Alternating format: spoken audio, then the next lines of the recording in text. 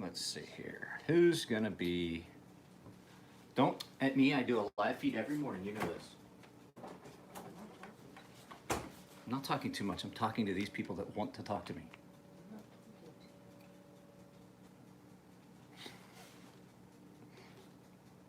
At least you guys want to talk to me. Holy crap. My hair's special this morning.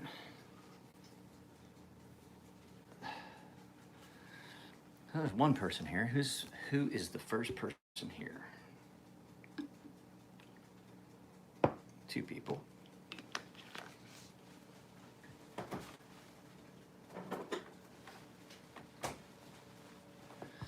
Morning, Justin. We're going to talk about cheap tools. Sometimes, guys, sometimes you can get away with cheaper stuff. Like my drill, I got this cheap Craftsman drill, and it's actually a pretty good drill. We didn't pay very much for it. I've had it for a few years, but it does what I need. But so Matthew gave me this set of calipers and said if I could fix them, I could have them. And I was like, okay, well, I'll give it a shot. You know, I know how to solder. I did solid state electronics. I actually, my wife and I both have done it. We've wired, wow, that is way loud.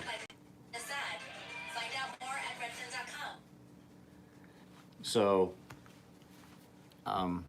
wired the circuit boards and screens and everything, the LCD screens, into vapes. Back when that was a big thing, the vape mods. My friend did it. I did a few of them. We got paid to do it a few times. And so they're not that complicated. It's just a small little circuit board and stuff. But this pair of calipers, Matt could never get them to work. So I checked the battery. I'm shipping your stuff off today. So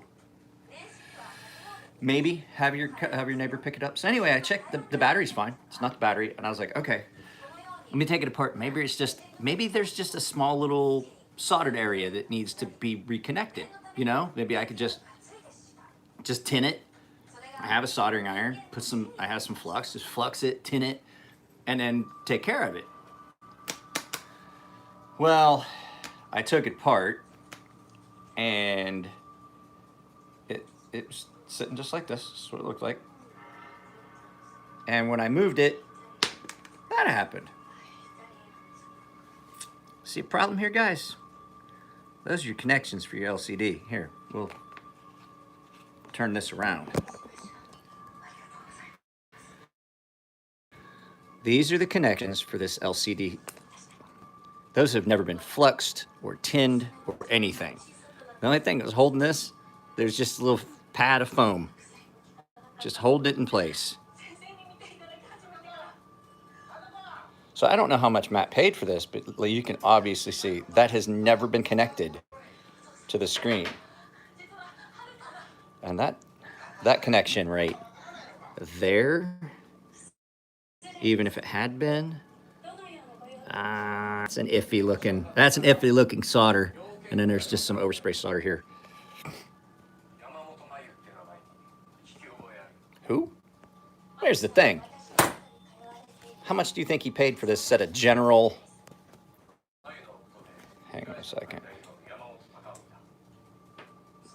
General Tools. Hang on a second, guys. That lens is dirty. The General Ultratech calipers, which now are actually more effective this way. Does it really make sense to send something cheap like that off? So, like, you can get away with cheap tools sometimes, guys, but yeah, sometimes you get what you pay for.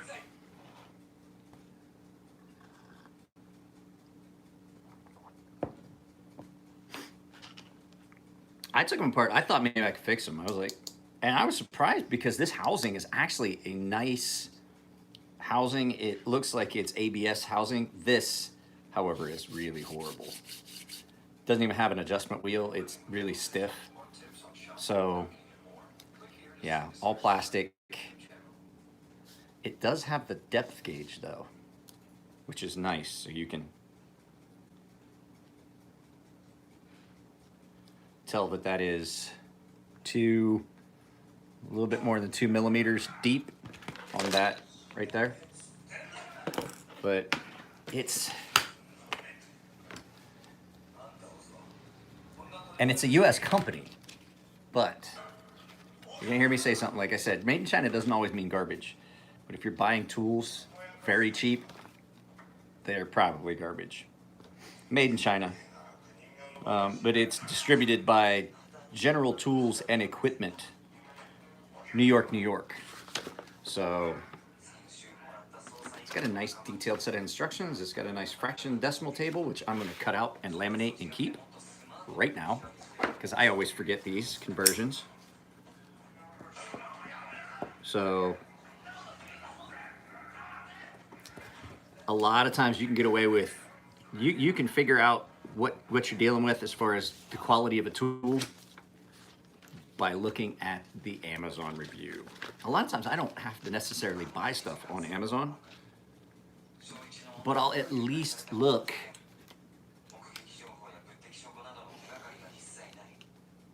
at Amazon reviews, because sometimes you can find stuff cheaper, but it does have a nice conversion chart, which I am going to laminate and keep so I remember what the decimal conversions are on all of this. So we're gonna tape laminate that is how we're gonna do it. So what was that? Somebody said something about Harbor Freight polishing compound? No, probably not. Things like that you really wouldn't. I think that's what I use, is that Harbor Freight one, or some cheap shit from China that I get, but in a 1 pound block, and then I just break it in half, and a 1 pound block will last me forever. I'm still using the original block that I bought when I started this YouTube channel 3 years ago, almost 4. You don't need a lot on a strop. You just need a light layer. I just recoat that leather strop like every time I use it. Just a thin coating to where it's cloudy. When it starts to look polished again, I wipe it off.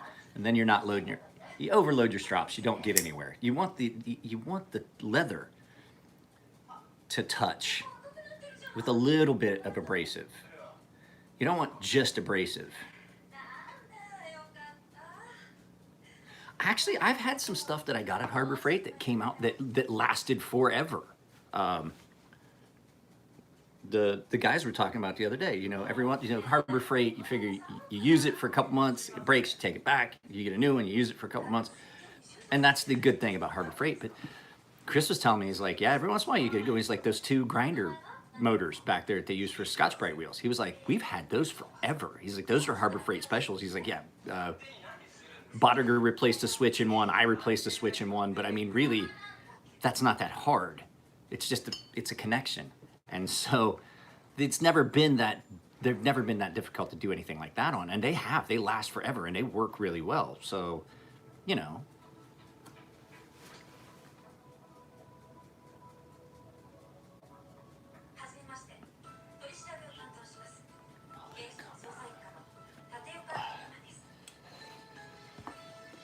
So my customer, Peter, you've heard me talk to him. He wants me to send him my Mordax, and there's 2 reasons that I'm hesitant, because hang on a second, guys. I got to put this phone on Do Not Disturb.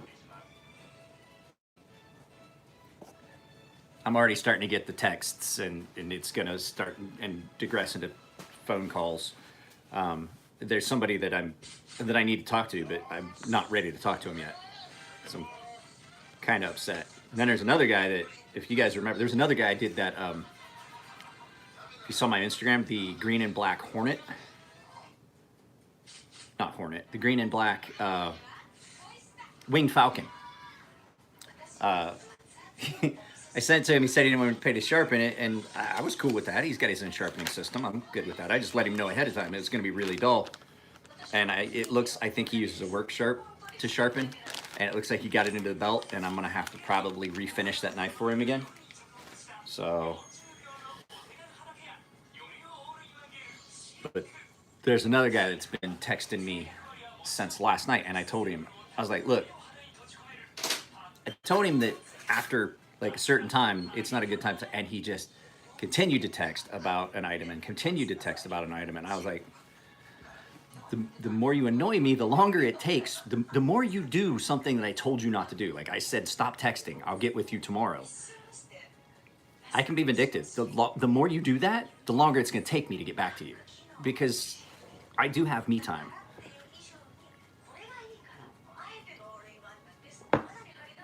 So yeah, I think these are gonna, I'm gonna ask Matt if he wants to keep them just as a manual set of calipers, but they're very, the measurements on that are very, very rough.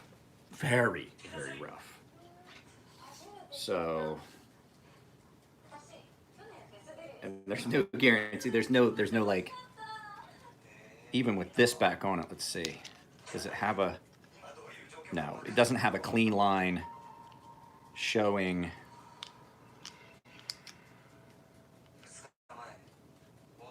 No, there's no clean delineated line to even use that scale. So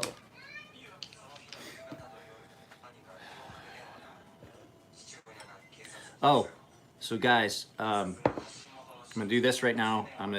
I got one more thing I'm waiting on. I'm not gonna see it because I put my phone on Do Not Disturb, so I have to check it when we're done. I've got to get paid by 2 more customers so I can ship their stuff, but I don't know if they saw what I sent them as far as what is left to do as far as payment. So I'm gonna do that today. I have a couple other knives to finish sharpening. And then tomorrow I'm gonna go to the shop and work on a couple things that I have in for refinishing in the morning. So I'm gonna do shipping today, and then Saturday and Sunday, we're gonna be at my daughter's ice skating. So if you send something, I'll get it done, but it just won't happen this weekend. For refinish, if it's sharpening, it'll get done starting Monday.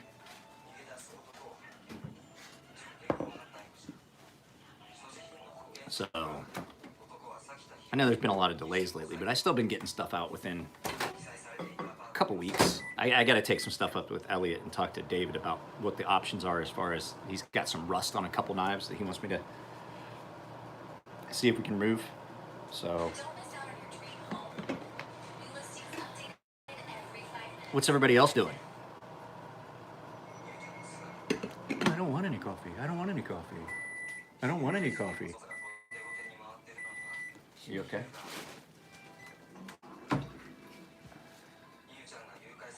No. Both college boys. Elliot actually played semi-pro hockey in Canada for a while. Chris is a business. Chris had a double major in business and philosophy. Not philosophy. Psychology. What was that? Got off work. Oh, what I was saying is, 2 reasons I don't want to send this. One, the last time I sent one of my knives, one of my personal knives, off for review, it got stolen in the mail. 2, man, I carry this a lot. I think Peter's gonna have to wait until the fact that I now own a Mordax, you know. He started asking like a week after I got it. And I was like, bro, I just got it. And I'm still, like, I haven't even carried the pretty off of it yet. It's still, the ano hasn't even need touched up yet. So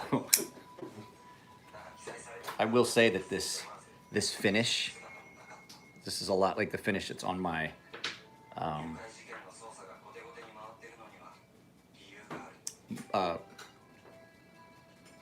Fortis, on my Fortis. It's really polished-esque. It's almost frictionless. So when you're cutting through things like cardboard and stuff like that, oh, it's great. So, guys, this isn't gonna be a long live feed.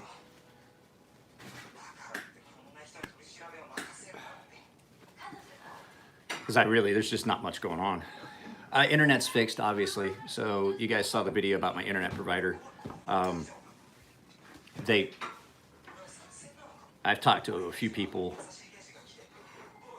that have the other company that is available in this area, and everybody's like, it's way worse.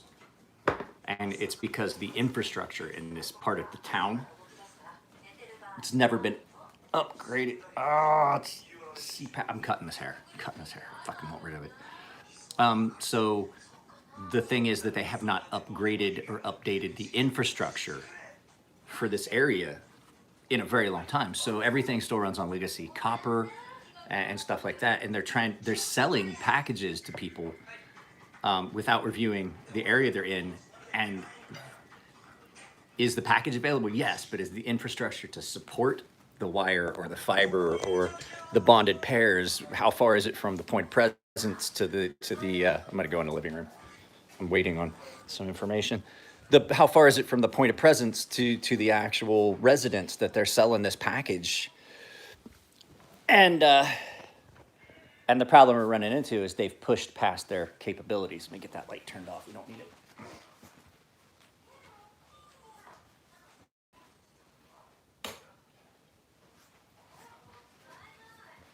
They've pushed past the physical capability of the available infrastructure. That's the problem. So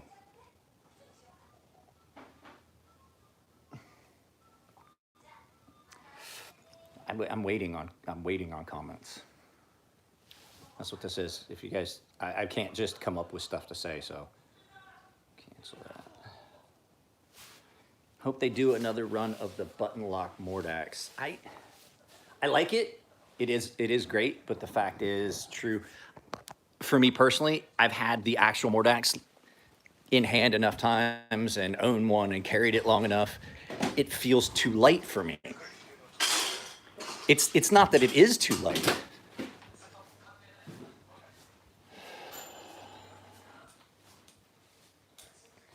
It's not that it is too light. It's just too light in comparison to what I own. I don't know. I didn't know they had a $750. Okay, let me throw it back to you guys again. I don't follow knife stuff. I really don't. I don't know what new models. I didn't even know that I didn't even know Spyderco had a button lock smock until I saw one. What's up, Chris? And so, and I only ever saw one smock. It came in. It was one of the custom ones that was sent to me for sharpening, and I didn't like that one. And then I got to see Matt has a button locks, the smock, the Spyderco smock, and I do like button locks. I like button locks a lot if they're done properly with the detent, and the spring's got to be enough tension so that a flipper button lock has got to have some specific things. And I like the button lock.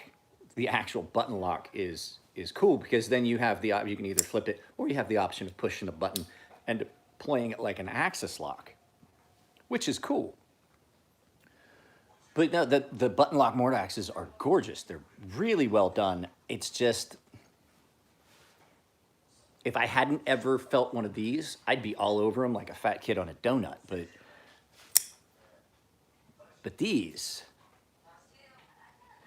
the weight is kind of fine. My addiction is to keep going and buying things. The OG Mordax. I don't know. I didn't know that. That's silly. That sounds silly to have a $750 CRKT. That's like spending $1,000 on something at Harbor Freight. I do have to say, CRKT will make anything, so that's who I should probably talk to about getting some of these knives done.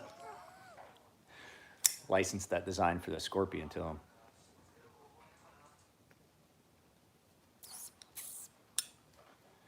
What else is going on, guys? Anybody got any big news? So I think I'm going to make the decision, the command decision right now, and just say I'm not going to Blade. We looked at flights. We're looking at like $300 something a person, which isn't that bad. But then the thing is, there is no lodging available. There's nothing. There is nothing in the area where we would not have to take an Uber or a Lyft, like 35 minutes each direction. I can't afford that. I can't afford it. It would be too much. And the other option is rent a car, which isn't any cheaper. And it's just at this point, financially, it's what return on investment would I get from going to Blade? I don't have anything to show. I don't have a table. I'm not going to be able to do anything at the show that's going to generate revenue. So would it be a fun trip? Yeah, but here's the thing. I didn't see a return on investment really in the last two trips, except I got, some good video content. I think my Mattia Barani kitchen knife shows up today. I have like 3 packages. I don't think I'm going to the shop today because I have like 3 packages coming. 2 of them need signatures. That, and I still have 1 knife of Dwayne's to sharpen, and I need to start doing mystery boxes. Mystery boxes are going to happen again. I got a bunch of stuff from Dwayne. I got some of my stuff still. I have some old stuff from high school, like some United Cutlery stuff that I'm going to keep. But then I have a bunch of stuff that's just stuff I've accumulated over years.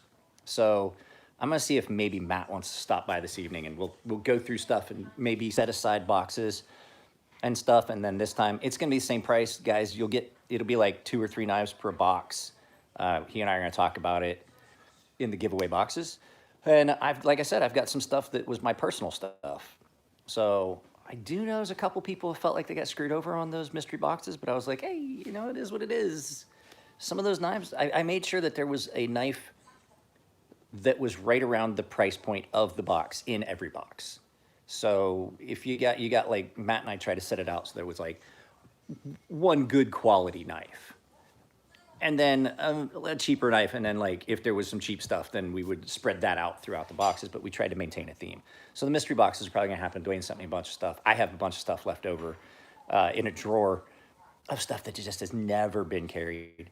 Yeah, I talked to I approved the design. They are going to start, we're looking at anywhere, they said a rough estimate is about 6 months. So it's within the next 6 months or so. We should start seeing them come to market. You might see YouTube reviewers getting some of them. You might see them going out to some of the distributors for preview, like Blade HQ, how they put stuff up on the web. I don't know. We're going to see. I asked them if I could get a set of handles, right? If I could get a set of handles for the prototype that is a little bit different, plus the hardware, mounting hardware, so I could probably send them around. There's some people that wanted to see him. I think Jim Skelton and I had talked about him seeing it, and he said he was going to take some high-quality pictures as well. So the new handles are going to be in G10. The old handles are in carbon fiber. I might talk to them and see what they think about doing a split, like do some of them, where that's an option. I don't know if that's a good idea or not, so I want to talk to them about it. I talked to him about the OEM stuff, so I need to talk about Yakov. Yakov was talking about backing that project for the Sea Snake, which is that small Warrenclyffe. But I think the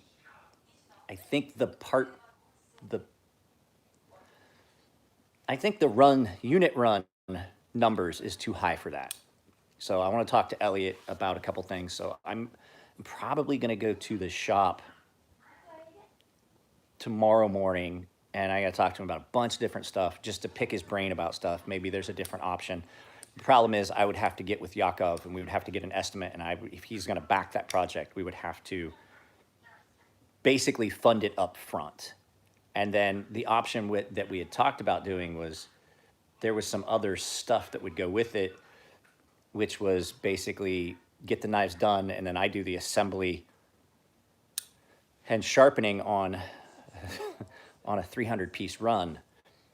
I mean, I don't know if that would be a good expenditure of time, but if it makes the run significantly cheaper where I can upsell the value on it, there's options. There's options available, you know what I mean? So we just have to see. The Warnies are pretty easy to hand sharpen on a grinder. So there's some stuff I want to ask Elliot tomorrow, or I'm going to see if I can catch him Saturday or Sunday before my daughter skates in the afternoon. So I would love to do that, but there's difficulties with that because you got to pay. I mean, they're not going to give me the items and then let me pay them back after if I sell them. And that's the other thing. Yakov and I said 200 piece, but we said 300, and I don't know if I could move 100 units of that by myself unless I reach out to the guys at Blade HQ and stuff like that, which I've never opened a dialogue with them. I know Alex. Alex works at Smoky Mountain Blade Works or Smoky Mountain Knife Works, but I don't know if that's an option. So just have to. I'll take the price and quality that we is putting impact the market shares. It already has. Quality that we is putting impact the market shares. It already has. It already has. It already has. Which is why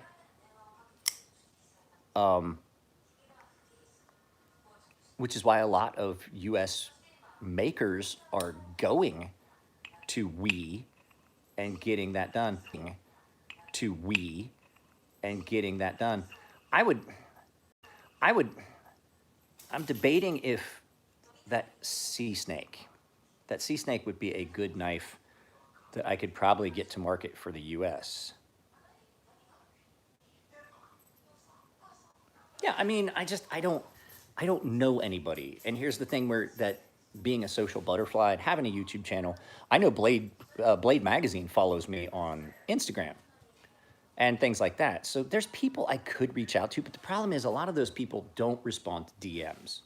I found that there's a lot of times, like, if you want to talk to, I'm one of those small YouTube channels, so we do this where we talk, and there's a lot of times I get texts and emails and stuff, and my contact info is in the stuff, but try to reach out and get a hold of someone like Demolition Matt or Donut Operator, and it's not their fault. They just have to reach a point where they stop, and I've reached a point where I've stopped certain things. I very rarely check my DMs on Instagram, and if I do, if I see that it's usually because I see that someone I know has sent me a message. But like new DMs, I'll go in and I'll have like 6 DMs. I'm like, oh fuck, it's somebody that is trying to reach out to me for sharpening service. I'm like, I don't do business via DM. I do it all via email. So even if you text me, you're going to get a response back saying that you've got to send me an email. If you call me, I'm going to tell you, you need to back this up with an email, unless I'm telling you in an email to call me. And so, I'll do a DM and I was like, hey, you got to send this to an email here. But then there's a lot of times that people do that, and it's like they just, let's go to this. We'll talk about this. So I'm getting ready to talk about the fundamental laziness in people.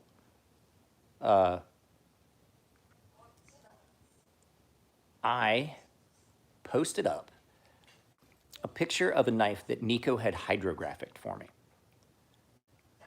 And I put his business card in it. I tagged him in the photo. I tagged him down below. And everybody was like, bro, you didn't put him in the comments and this and that. And you need to put his DM or his Instagram tag. And I was like, it's in the picture. Matt texted me. I was like, that was a garbage shout out. I was like, what are you talking about? The first picture had his business card. He's like, bro, no one wants to take the time to. I was like, have we gotten that lazy that I provided a device, a business card, in the picture that had all of the relevant information you need to know to get a hold of Nico, to have him hydrographic G10 scales on a fucking Farron Forge Gent if you want. I had all that person information in there.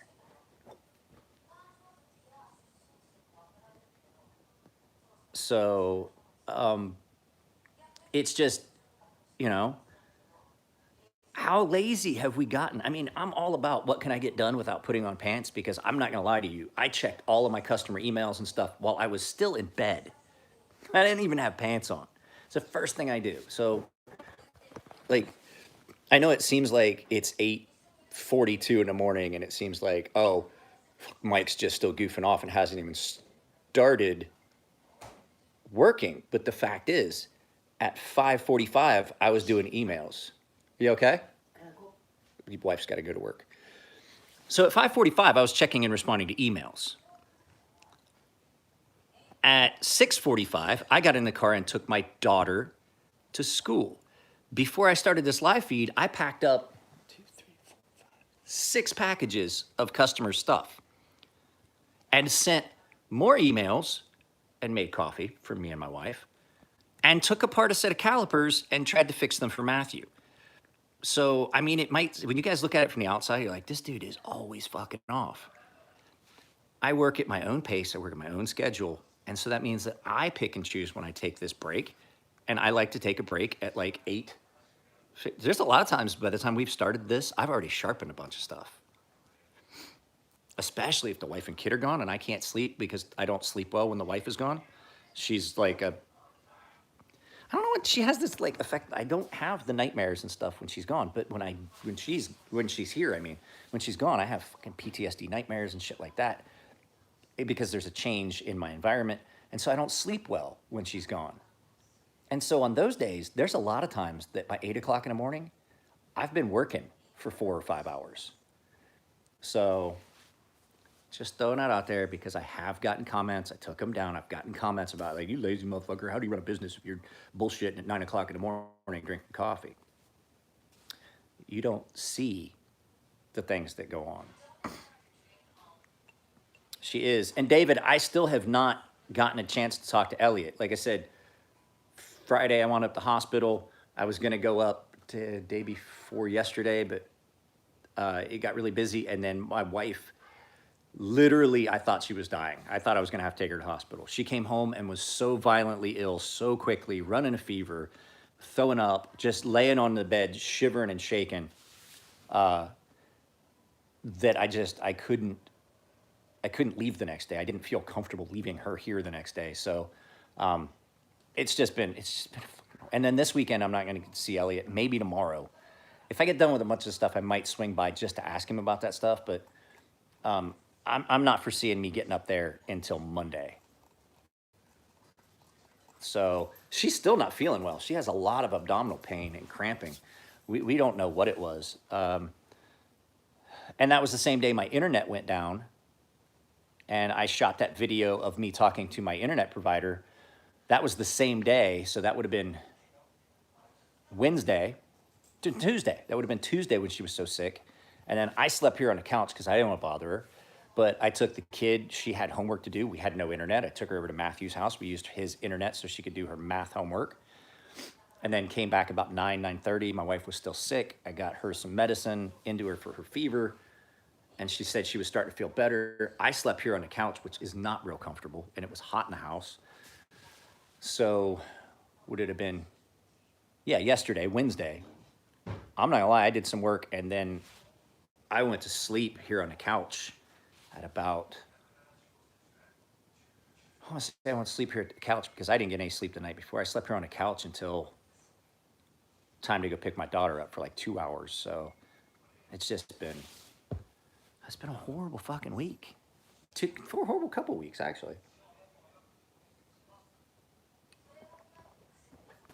So I was afraid that with that rapid onset of that and the lower abdominal pain and the fact that she said, I can't go to the toilet, I was afraid that she had an abdominal a bowel obstruction, and I was gonna have to take her to the hospital for like emergency surgery. But then it just kind of seemed to go away. Now she still has some stomach pain, but it's not like it was before. So she's not running a fever. She only ran a fever for that first little bit. So she's actually going to work today. She missed work yesterday, so. And then, dealing with the internet provider. The guy came yesterday, and once again, I get another technician that was able to fix it. Yeah, she still has her appendix, but where she was having the pain was not appendix. It was higher. It was up high, like at the stomach sphincter to upper bowel area, just below the diaphragm, not down low, not where you typically would see appendix pain. So, and like I said, her fever went away real quick and then just didn't come back. So that wouldn't be typical. Wow, it's getting hot already. It's getting warm today. It's 70 degrees in my living room. I had special hair. I took a shower last night and then went to bed shortly after. No, I haven't taken her in yet. I mean, but her fever and everything went away. She's just got a little bit of residual stomach pain. which could be from something she ate or something like that. So I'm not as concerned as I had been. So, and I trimmed my beard in preparation for the loss of the hair. That might be what I do today. Yeah, yesterday it was like 80 degrees in the house yesterday, and part of that's because these guys don't think ahead. The folks that live in these houses up the hill from us. There's a lady that lives up the hill, and she was bitching and complaining about all of the fucking pine needles that are constantly in her yard. Well, she sits up above, and she has trees on the other side of her that provide shade for her house. She complained so much that they trimmed these pine trees way up high, and now, as you can see, the sun is just hitting this back here. Now I don't get any shade in the afternoon. My current favorite San Diego brewery. I like Ballast Point. Ballast Point is really good. Green Flash Brewery is really good. I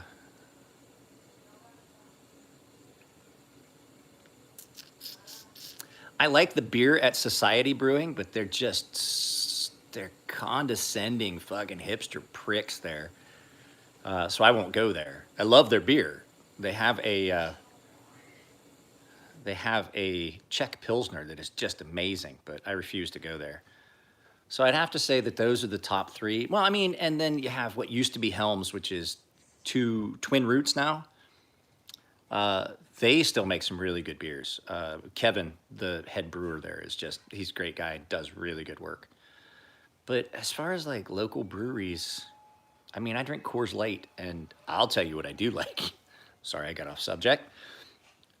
Budweiser Copper Lager, the Jim Beam one. Oh, I love that. It gives me heartburn, but fuck, it's good. And I hate Budweiser. I'm not a Budweiser fan. So what's up, Joshua? So, let's see, anything else going on? Have a good day at work, babe. If you need anything, let me know. If your stomach starts hurting worse, work for you? Get me a part-time job there, I will.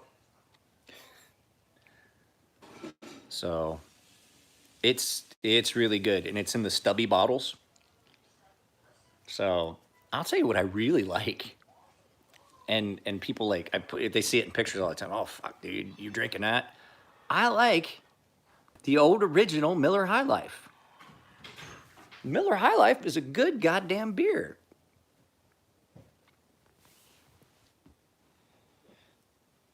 Well, true.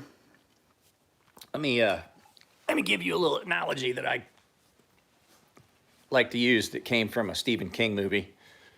You can polish a turd all you want, but at the end of the day, you still got a turd. So, we have digressed from cheap tools. This was cheap. I'm not joking. Like this, I was both upset and entertained by this. There's not, if you look, there's no single, like sometimes they use a graphite impregnated rubber that sits in there, and it's like hot glued on, and that way they don't have to solder everything, and it's like 3D printed rubber with some graphite fucking tubes down through. I've seen those, and I was looking and I was like, did it fall out? Nope, there weren't any extra parts. That was never connected. I like PBR. I like PBR. I do. And now that you guys said it, it reminded me. I got to put some of those Coors. I was looking for Coors Original, but they didn't have it in cans. I like the Coors Banquet in the stubby bottles, and I don't mind it in cans. I will tell you that people that I know that work in the brewing industry,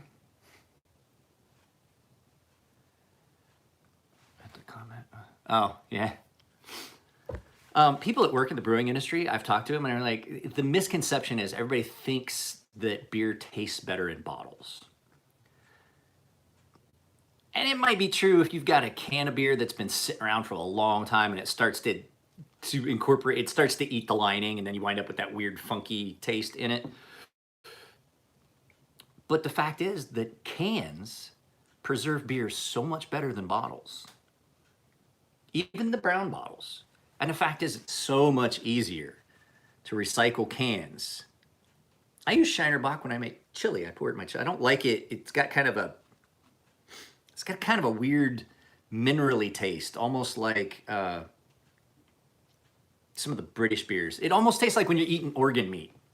So, David, you're Asian. You're part Japanese. I guarantee that you've had some weird food combinations that had the offal in it. So like kidneys and stuff like that. And I'm assuming, I shouldn't assume, that's a stereotype thing, but I know, having lived in Asia, in Japan for 13 years and having a Japanese wife, there's a lot of stuff that Asian families and Japanese families eat that are not typical. And they remind me, that's why I like Japanese food so much, is they use lower cuts of meat, which is what I grew up with because we were poor. So, you get that kind of a weird minerally flavor to it. And yeah, they are. But I don't dislike it really, but like Shiner Bock kind of has that, and it's not good with that beer, that flavor profile. And it's just a hint. You're like, it's got to be super cold. That's the only way I can drink regular Budweiser. It's got to be super, super cold. Yeah, the iron, minerally, heavy, off taste. And I can't do it. I'm trying to think of the other one that everybody loves that has that. Heineken. I can't drink Heineken. That shit comes pre-skunked. That shit comes from a factory tasting skunky. I'm like, oh, this beer is fucking skunky. And then you're like, oh, no, it's not. No, it's not. It's a Heineken or a Carlsberg. I mean, I can drink them because I spent so much time overseas that, yeah, I love liver. So I'm trying to get Matt to try new things, and he just refuses. I did some, I had some Korean chili paste that I mixed with garlic, and he didn't really want to try. He's like, he tasted it. He's like, that's okay, but that's too much for me. And I was like, he won't put ketchup. He won't eat pickles. And I keep telling him, I was like, you probably had one bad pickle.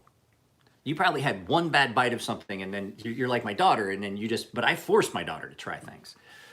And so I am going to take Matthew to the little restaurant down the hill, and I'm going to order liver and onions, because that is about the only place in San Diego I've ever seen that does it well. Like their liver and onions are delicious, and I'm going to make him try it, because I'm just going to tell him, like, either you try it or I'm going to wait till we get back to your place and I'm just going to beat the shit out of you. I know you watch these, Matthew, so. Well, guys, I can tell by what time it is, which is 9, that I have taken a long enough break. I may have one more cup of coffee. But I have got things and stuff to do. So like I said, internet's working again. I watched the video that I did. Hang on a second, guys. I got to check and see if this is charging or not.